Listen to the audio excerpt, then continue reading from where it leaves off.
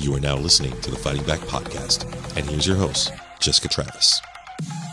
Times before. Welcome to Fighting Back podcast. This is a sidebar episode. I am one of your hosts, Jessica Travis, along with Rocky. Hey, y'all. And Rocky is normally behind the scenes making sure I sound good on these episodes. But today we're going to flip the script a little bit. And instead of me asking questions to my guest, Rocky's going to be asking me some questions. Yeah, I'm excited to do this because when we have our guests, we have a specific topic. But on this episode, we're going to talk about something trending right now. And I want to talk about the fact, like, frivolous lawsuits. They happen all the time. I remember hearing about Crocs being sued because they shrink in the heat. Subway being sued because they're not using tuna in their sandwiches. Texas Pete getting sued for not being made in Texas. That's crazy. But one of the big things right now, especially in social media, and if you haven't seen it, get out of your rock and check this out. The Coldplay Kiss Cam scandal. Your thoughts on that? Yeah, and most of the time frivolous lawsuits are not actually ever filed. Like this one, there's a whole lot of talk about how he's going to sue Coldplay over this and that. There's no lawsuit. Is there going to be a lawsuit? I don't know. If one is filed, is it ever going to hold up in court? No. But like usually at a large concert, like there's no such thing as privacy. Like I've been to wrestling events, concerts, Disney on Ice, and cameras are going, pictures are being taken. I would never be caught dead doing something I don't want to be caught doing at any of those events, let alone at a Coldplay concert with someone I'm cheating with.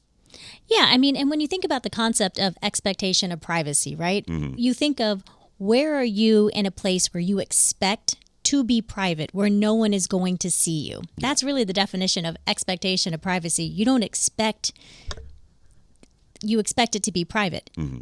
In a concert, in a place where there are cameras going everywhere, where things are being recorded, where everybody has their camera up recording the show, there is absolutely no expectation that anything is going to be private. No, and depending on the location situation, like the world is a live platform. You'll see mothers, reprimanding their kids, and then someone in the corner, "You're abusing your kid. I'm putting you live on Facebook." Privacy gone right there. I mean, the moment you step out of your house, are you up for grabs at that point? Absolutely. Huh. There is no expectation of privacy once you walk outside. I mean, look at the paparazzis. They wouldn't have jobs if there was an expectation of privacy. That is true. Celebrities walk out their door and suddenly they've got cameras on them. They've got people talking to them, asking them questions, taking pictures of what's going on, taking videos of them. You leave your house, there's really no expectation of privacy.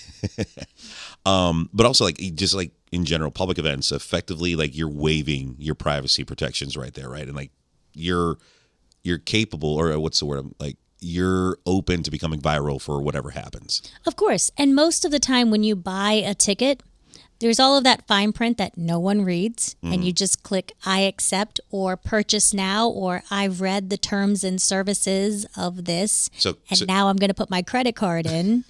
No one reads those, but a lot of times those are waivers saying, hey, by the way, you're going to be recorded, you're going to be videotaped, there's nothing you can do about it. We own those rights, and we can do whatever we want with those videotapes and with those photos. I mean, it's kind of like with the whole, if you have an Apple phone, the agreement, like, what is it, like 72 pages of just... I would like to find somebody who has read that. Anyone, come on. I remember at one point I actually read through the Facebook agreement. You read it? I read it, and there was part of the agreement where it said it basically said it. We're going to record you without your consent. We're going to monitor you without your consent. We're going to be sharing your information to everybody. And I'm like, I still want to use Facebook. So, I mean, I got nothing to hide, Those terms and services agreements are scary because there's a lot of stuff in there that you're agreeing to that you don't know about. Mm-hmm. But as soon as you create the Facebook account or purchase the ticket, go to the concert, like, you've agreed to it. That's a contract. You're not getting out of it. You know, and kind of going back to the whole Facebook terms of agreement and Apple. I mean, isn't it? Let me ask you this: have you ever been at home with your husband and you're talking about wanting to go on a trip or check out something new, and then out of nowhere, a few minutes you go by, it comes up on your phone or it comes up on the TV? Is my phone listening to me? Absolutely. Don't hear that phone. Shh. Yeah, of course your phone is listening to you. And we have a very little expectation of privacy in a lot of what we do now. Mm-hmm. But definitely, if you're going to go to a concert, you might want to go to somebody that you're okay being caught out. That's all. I mean, this guy Byron, he wasn't doing the right thing.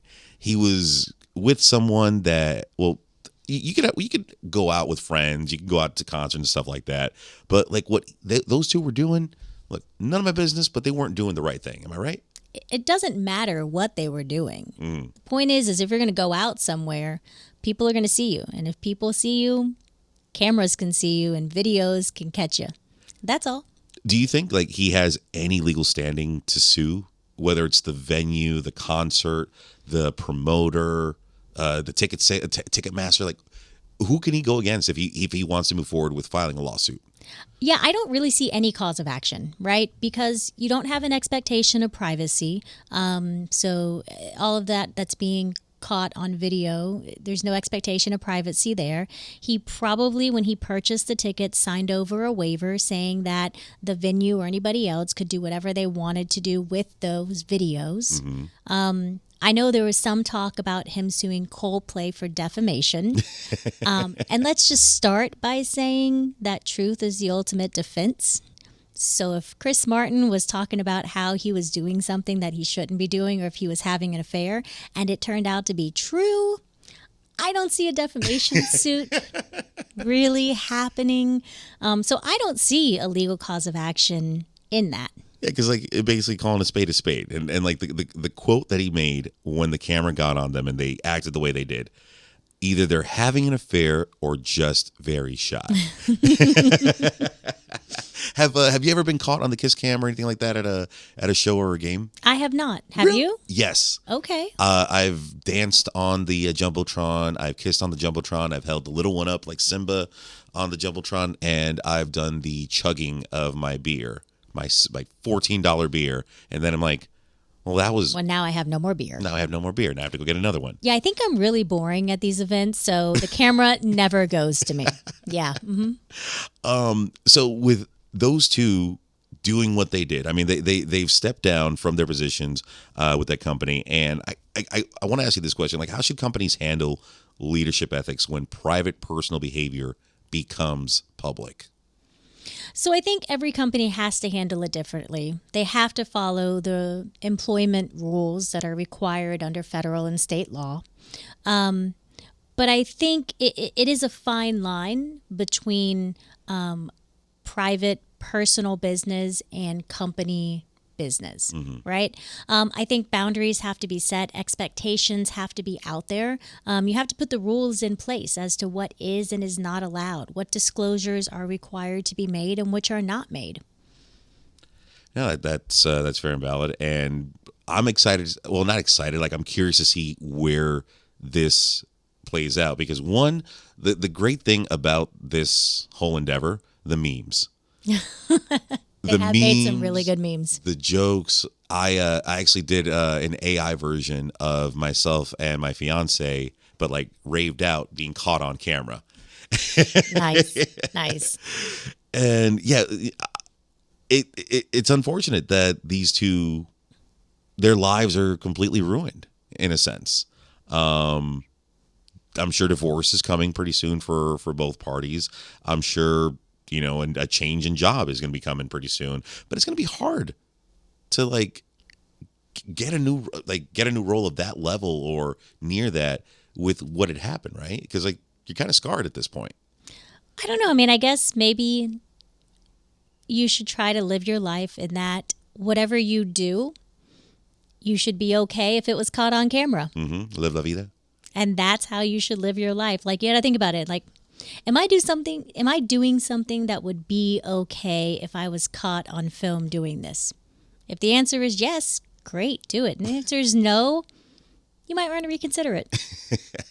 So in wrapping up, don't be a fool, or don't be a fool. That's a good one, yeah. Yeah, don't be a fool. Don't. That's a good name for the episode.